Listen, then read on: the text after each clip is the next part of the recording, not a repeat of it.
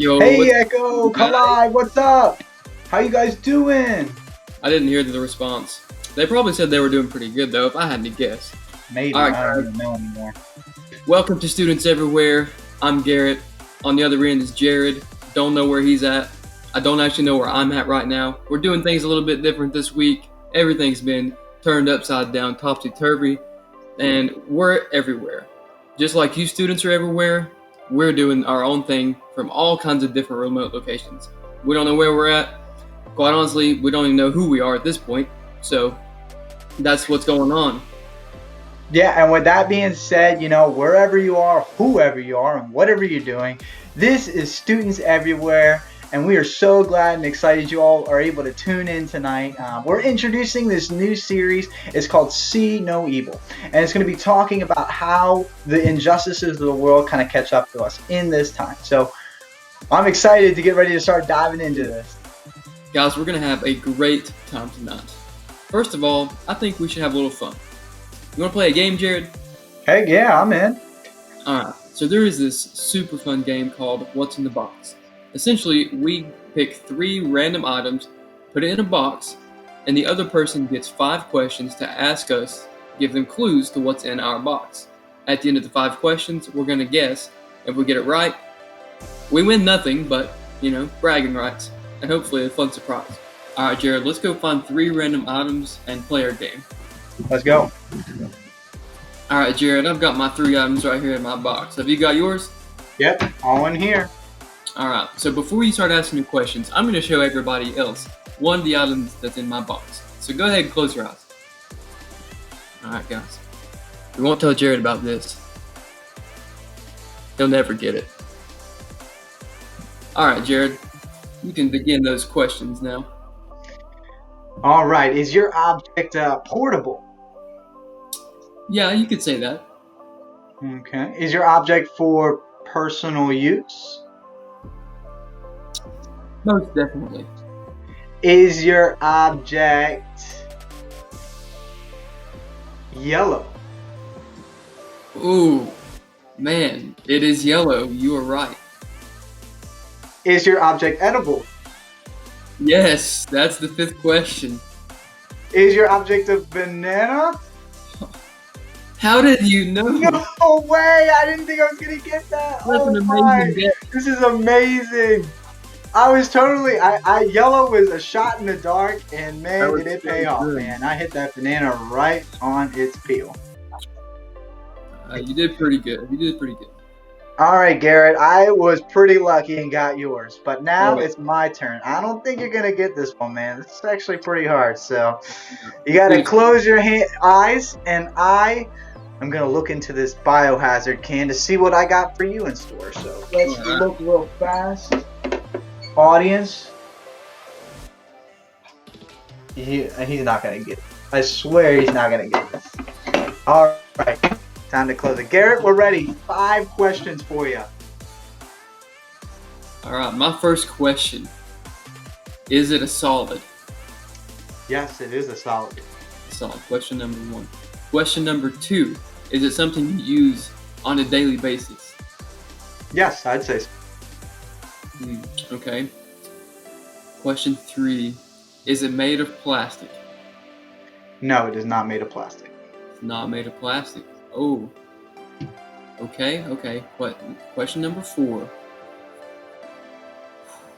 Getting difficult. Is it edible? No, it is not edible. Oh man. Well, I don't think he's gonna get it. Last question. Can you keep things inside of it? No, cannot keep things inside of it. Well, that only leaves one option. I know what it is now. You know what it is? Oh, okay, let's see. It's a medium-sized bowl. A medium-sized bowl? Now let's see what we got in the biohazard can here. You are incorrect. It is light. As it says, be the salt light of the earth. I think it's... All right. That was pretty tough. Good round, though. Good round. Okay. All right. I have one more object for you. It's pretty tough. I don't think you'll get this one either. So let's go ahead and see what you got. Go ahead and You close said your eyes. that last time, man. I got it still, so let's see. All right, go ahead and close those eyes. All right, you guys ready for this? They'll never guess. All right, Jared, open the eyes. All right. Best of luck to you. Show me what you got. I got to come up with 5 questions here. I'm going to kind of go along a similar route. Is it a solid? It is a solid, yes. Okay. Is it portable? Oh, yeah. Definitely portable. Everyday use kind of item? You could use it every day. You probably wouldn't, but you could.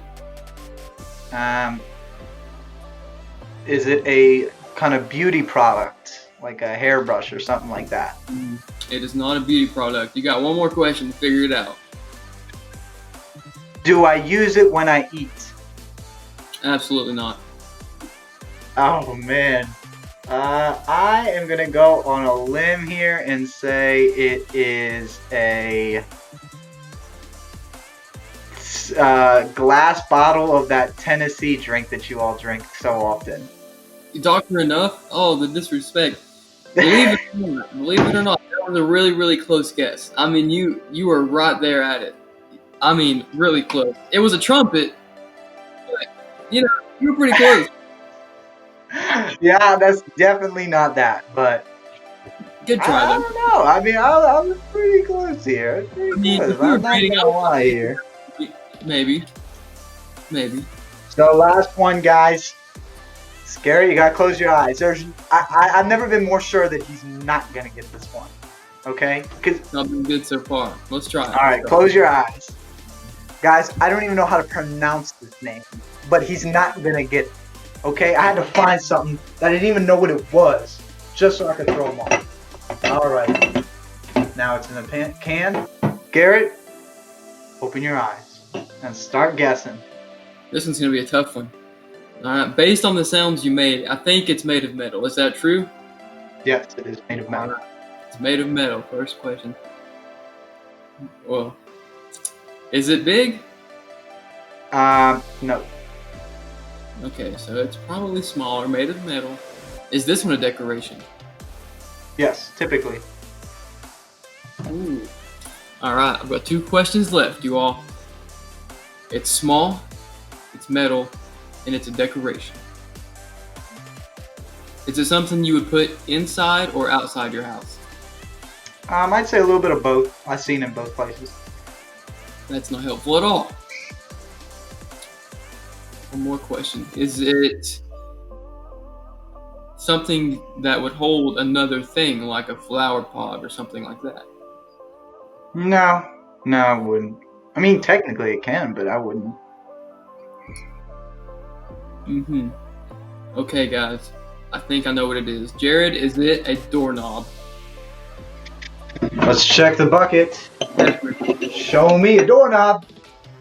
No, it's this thing from New Orleans, and I don't know how to pronounce it. So if any of y'all know it in the comments, please write it, because I don't know how to pronounce it. But I know how to spell it. It's something free to live. I don't know. But I knew you wouldn't get it because I didn't even know the name of it. Man, that was a lot of fun, guys. I mean, I knew I was going to win from the get-go, man, but that came down to the wire. I had the first one, but Garrett was making some pretty good guesses at the end. So, Garrett, have you heard about what's going on with Chase? I haven't been able to find him at all. Like, I don't know. Well, I've heard that he's been outside a lot recently, but that's kind of all I've heard. What's going on? So, what I heard is that he has actually gotten into bird watching. His wife Amanda made these binoculars, and he's actually been out and searching, and he's actually recorded all of it. So did you want to take a look at it real fast? That sounds pretty interesting to me. I think we should watch it. You are watching the Bird Watching Channel.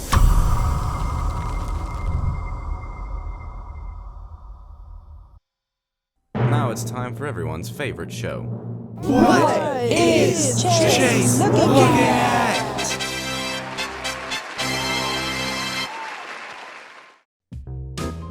Chase. Chase, chase, chase, chase.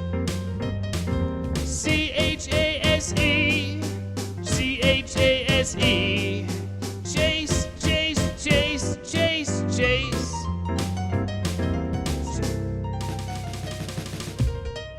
Chase.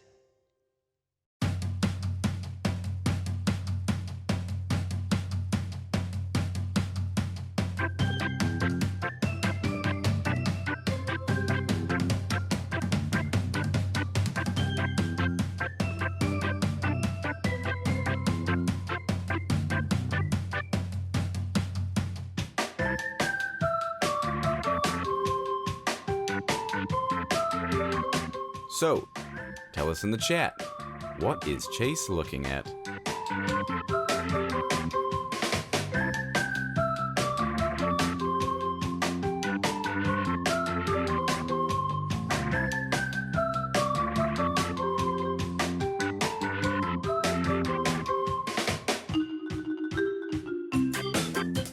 What is Chase looking at? Tell us in the chat.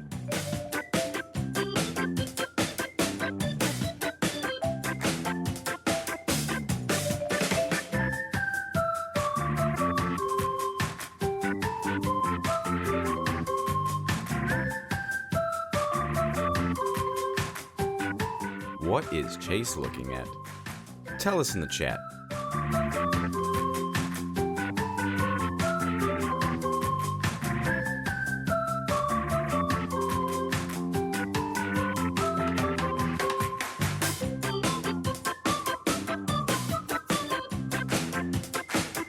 Tell us in the chat. What is Chase looking at?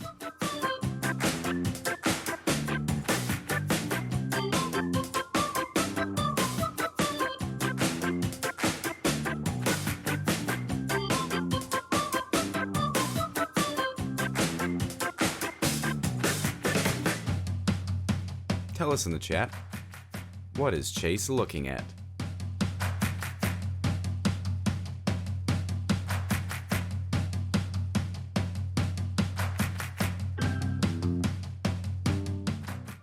Chase, chase, chase, chase, chase, chase, chase. Chase, chase, chase, chase. Chase. Chase.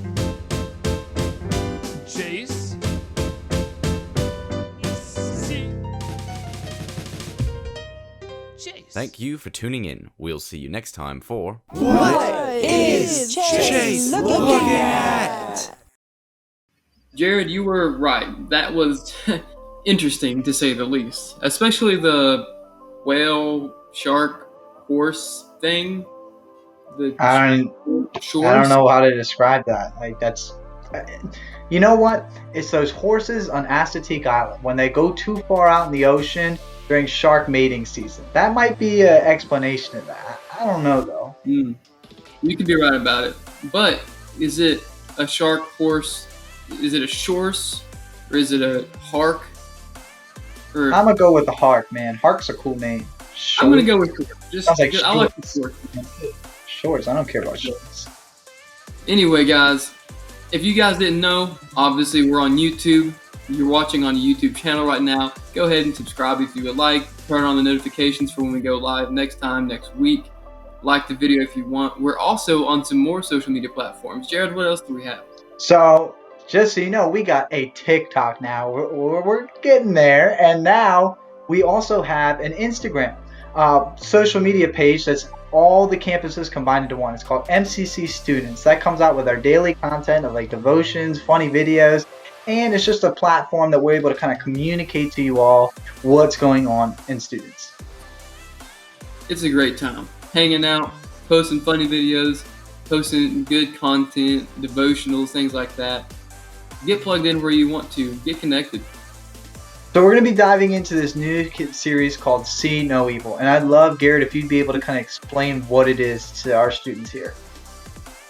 Yeah, so like you said, the series is called See No Evil. And it's a 2-week series centered around injustice. And injustice is everywhere. And, you know, it's not just the big news headline stuff that we see every now and then. Injustice happens all the time, right here in our communities, in our schools, on the streets, all around us. The injustice is in our world too, right beside us. And tonight we're going to be talking more specifically about how we can see it. You know, it's easy to see the news stations and the channels where they talk about the big injustices that happen, but we're going to talk about tonight the injustice that happens around us and how we can see it. Because if we can't see it, we can't do anything about it. We're going to be hearing a message from our student pastor at Edgewood campus, Greg Grant. If you're from Edgewood, type Edgewood in the chat section, or just give him a shout out because he's awesome. And we're going to be diving into week 1 of Cena Week.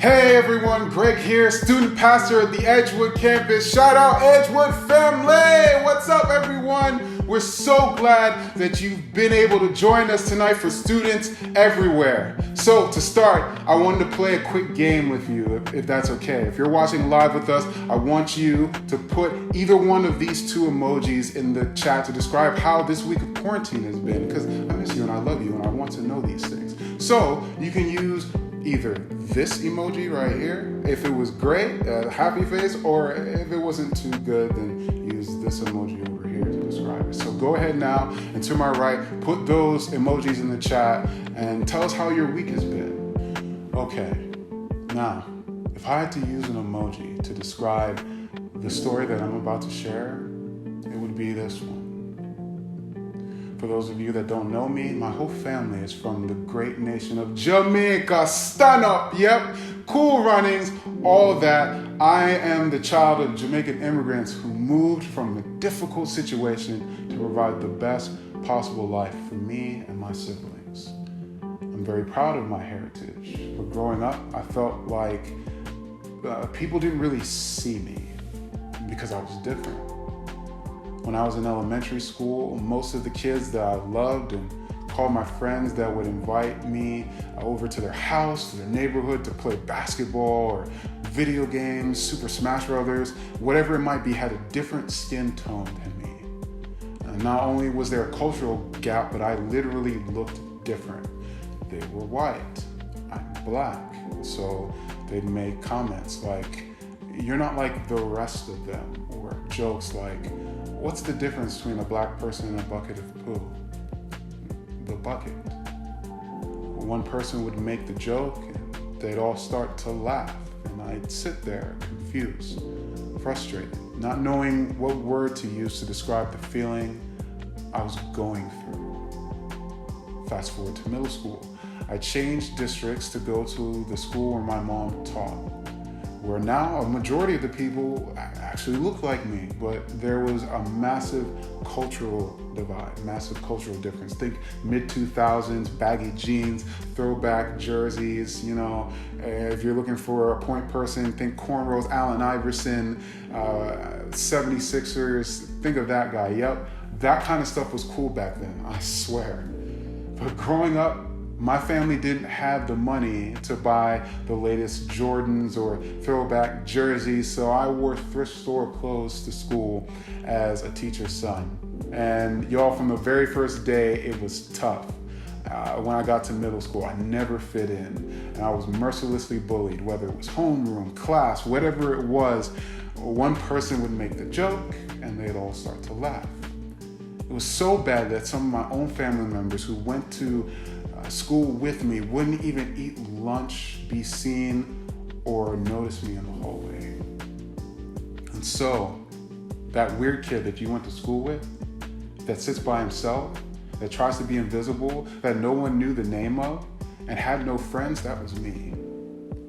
I'd sit alone at lunch and again, not knowing what word to use to describe the feeling, but as a middle schooler, that feeling was a little bit more intense. Every day was just a battle to survive, just to finish it. And that brings us to this guy right here.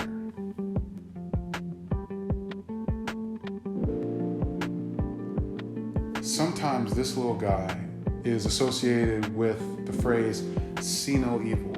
It's the universal symbol of covering our eyes and not seeing something, and you just thought he was a cute little monkey. Well, it's more than that. It seems crazy, doesn't it? How can anybody not see evil or injustice? It's everywhere, and that's what this series is about, seeing and acknowledging what's right in front of us. You know, when I'd sit there or walk the halls, I'd always wonder what would happen if one person, just one person, walked by and would turn and look at me. Just a look, not even a wave or a smile or even a vain, careless, how are you? Just a simple look. What my middle school mind was trying to sort out was the feeling that I couldn't put words to was injustice. No one would get in trouble for bullying me. So there was no point in telling the teacher, because then I just became a snitch. I felt powerless, voiceless, like my whole entire humanity was taken away from me. And worst part of it was my heart had to become cold in order to cope. I had to isolate myself and develop a very cynical view of people in order to survive. Are any of you there right now? Are any of you feeling marginalized or alone, stripped of your humanity, left for dead, like nobody would ever notice if you were gone? Are any of you feeling like nobody cares and sees no evil when you're treated that way? If you're feeling that way, that's exactly how I felt. For many of you, the word injustice may mean poverty, slavery, drug or sex trafficking, abuse, and those are huge injustices, don't get me wrong. But what about the injustices around us right now? What about middle school Greg, who had to harden his heart in order to just survive? Maybe there's a student who was just like me and gets picked on endlessly, who sits right next to you at school. Or maybe there's a family in your community who are suffering because of loss. Or maybe there's even a student right here in your small group who you know is struggling through some very frustrating and difficult injustices. That is what this series is about. Not injustice in the world, no, injustice in our world. Injustice is easy to see when it's a headline or a dramatic story or a tweet, but when it's happening right here, impacting the people in our own world, sometimes we can overlook it. We may even choose not to see it. So even though we can easily, spot injustice in the world, sometimes we don't even see the injustice or evil happening right in front of us. The world is suffering and depraved of a standard if no one takes ownership. The author Ezra Taft Benson once said that freedom can be killed by neglect as well as by direct attack. According to a study done by Harvard University, neglect or refusal to see and acknowledge people accounts for 78% of all childhood maltreatment issues. Neglect disrupts the way a child's brain develops, leads to personality disorders, and is even associated with low high school graduation rates. We can't change what we don't see. I think we all care about injustice, surely, and we want to do and see things and make them right, and that's all great, but the first step in making things right is to simply start seeing it. That's why I think we need to look to Jesus, because you see, Jesus always noticed when things weren't right. He never missed it. And I think if we follow his example, we have the potential to change the whole world around us. If I can say it another way, we can't be a part of the solution to the problems that we don't even see. Today, we're going to take a look at the Gospel according to Matthew, written by one of Jesus' closest followers. And in this story, Jesus makes a big statement on addressing the injustices in our world. Matthew writes this about Jesus' life. Jesus traveled through all the towns and villages of the area, teaching in the synagogues and announcing the good news about the kingdom, and he healed every kind of disease and illness. So Jesus was teaching, healing, and helping people as he shared the message of God's kingdom. Now, when Jesus talked about the kingdom, he talked about things like slaves being set free, the oppressed being rescued, the hungry being fed, the poor being taken care of, and those who have been cast out being welcomed in. In other words, Jesus was talking about injustice. He was talking about all the injustice in the world being made right in the kingdom of God. Justice was what people from Jesus' time period was looking for in the prophesied Messiah, because it was the very heart, at the very core of the God of Israel. So when Jesus showed up and started doing these things, people started to believe that he was it. He was the Messiah. Justice was core to Jesus' message. And because of that, everywhere he went, Jesus had something to say and do about injustice in this world. Here's what I mean. When he saw the crowds, he had compassion on them because they were confused and helpless, like sheep without a shepherd. He said to his disciples, "The harvest is great, but the workers are few." So maybe you've heard these verses and thought, of course he said that, he's Jesus, but what does that have to do with me, right? Well, actually a lot. You see, in these two verses, and really all of Jesus' life, he modeled for us what an effective response to injustice really looks like. First, Jesus saw. The crowds were full of people who were confused and helpless, lost sheep without a shepherd. They were forgotten, hungry, hurt, oppressed, and in need. And you know what? Jesus noticed. He saw them. He didn't trip over them. He didn't discover them a year after seeing them. He didn't keep going without stopping. He stopped and looked. Jesus saw the people around him. He noticed the need around him, and he noticed when a human being wasn't being treated like a human being. He saw evil. And when Jesus saw, second, he cared. It takes compassion to see evil. The English word compassion is made up of two parts. Passion, which means a powerful or compelling emotion or feeling, and the prefix con, which means with. You feel what another is going through in your guts. That's what the word in English and the original language is trying to convey. I am feeling and experiencing this with you. In fact, the person in the Gospels that experienced compassion the most is Jesus.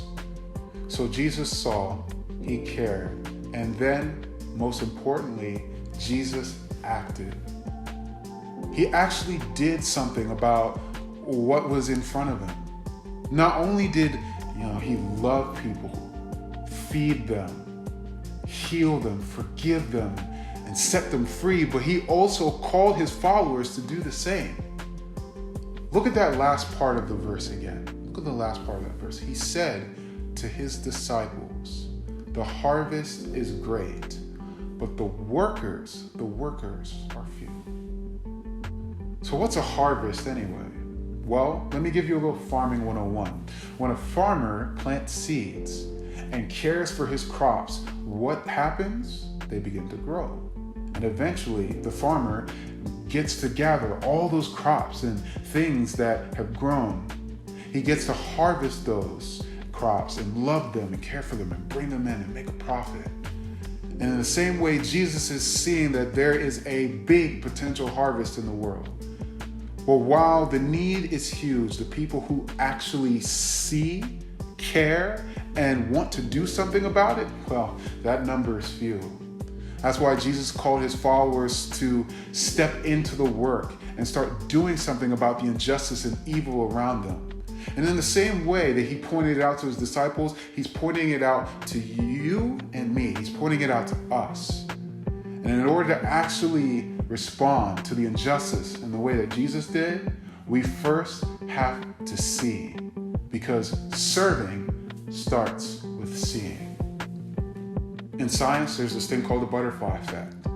In essence, what this theory means is that every action you make impacts space-time as we know it forever.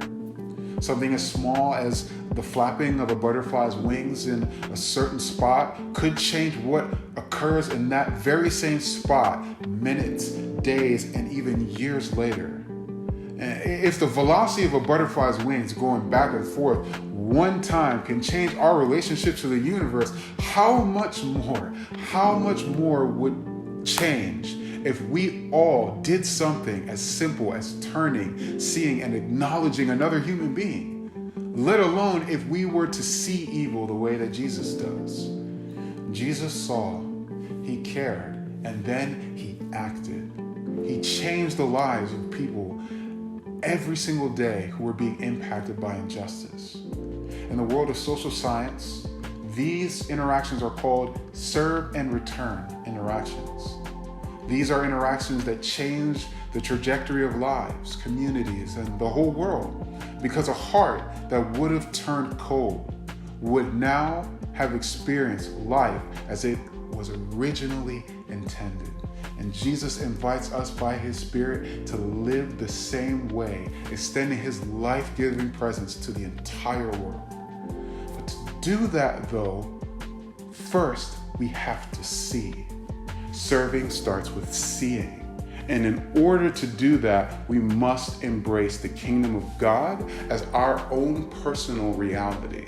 We're going to have to start seeing the poverty, need, racism, hurt, and crisis that is going on right in front of us. It's not just on the news or on a TV, it's going on right in our lives. And we're going to have to open our eyes and see evil if we're going to do something about it. Believe it or not, in this time that we're living in, where we're stuck at home, actually provides the greatest opportunity to open our eyes to things that we never saw before. When life returns to normal, we have a fresh start to notice the injustice around us that, we become numb to in our everyday lives before. Once you return to your schools, your groups, your teams, you can use the fresh eyes to make just a very intentional effort towards noticing the injustice around you. Imagine, just take a second to think about what your schools, your homes, your communities might look like if you started noticing the people around you the way Jesus did. It's absolutely possible. Today, maybe you just need to commit to beginning to pray this very simple prayer. God, open my eyes. Second, we need to care. Once we begin to see, we have to care. Our hearts need to break for the injustice around us. And honestly, for most of us, the reason our hearts don't break isn't because we don't care. Of course not. Our hearts don't break because we're not moved by the injustice around us. Because think about it, it's almost become normal to us. It's almost become the tapestry around the life that we're all living in. We've become so used to it that we've forgotten this isn't the way it's supposed to be. So I think the best place to start is by asking God to help us remember. God, break my heart for what breaks your heart. And third, we must do. We have to follow in Jesus' footsteps and actually take a step towards being and doing something to help right the wrongs in this world. If that thought is overwhelming, don't worry. I'm not saying to go into the world and solve every injustice and fix everything that's wrong. No, we can't do it all, but we can do something. We can serve someone. In this season of being trapped at home, it may feel like, there's nothing we can do, right? But guess what? There's always something we can do. Although our actions may look different than they would have, maybe 2 months ago, we can still do something. This could be, reaching out to someone on social media that you noticed was being bullied when you were in school, like I was. This could be, reaching out and checking on a friend that is having a tough time at home, and you'd like to see how they're doing and get a grasp of the situation in this season. God can use each of you to do amazing things and use you in amazing ways that you never would have imagined. So today, just simply pray this prayer: God, use me. Jesus knew that when we see and we care and we act, we can make a real difference. But to make a difference, we need to follow Jesus' example. See, care, do. That's the model that Jesus set for us to follow when it comes to injustice. And we have to believe it's a model that can change the world. It can change our worlds. But it all starts with seeing. Serving starts with seeing. So, this week, I just want you to focus on the first 2 steps. Focus on seeing. Ask God to open your eyes to the injustice around you. Suffering, poverty, hate, racism, people who are being forgotten, bullied, made to feel worthless. Ask God to help you see it. And ask God to break your heart for what breaks His. Ask God to help you care about the injustice around you instead of feeling numb to it. Remember, serving starts with seeing. We can't be solutions for problems we don't see, but I truly believe that when you start to see, then care, and then do, you'll be a generation who truly brings change to the world. Bye for now. Thank you, Greg, for that message about serving starts with seeing. And if you aren't with our text service, sign up. It's so easy. All you do is text MCC students to 39970 and follow the prompts. And you'll be connected to all the information about students and what's coming up. Yes, that is right. And that was a great message from Greg. Next week, we're going to continue talking about injustice, continue the conversation. We're asking you guys to bring your families to our students everywhere, because we have a great message for the whole family. So we want you, your parents, your grandparents, step-parents, your dog, your aunts and uncles, your sister who you probably don't like, your brother who you probably don't like even more, whoever you live with. We want you to bring them, and we want you all to join us next week.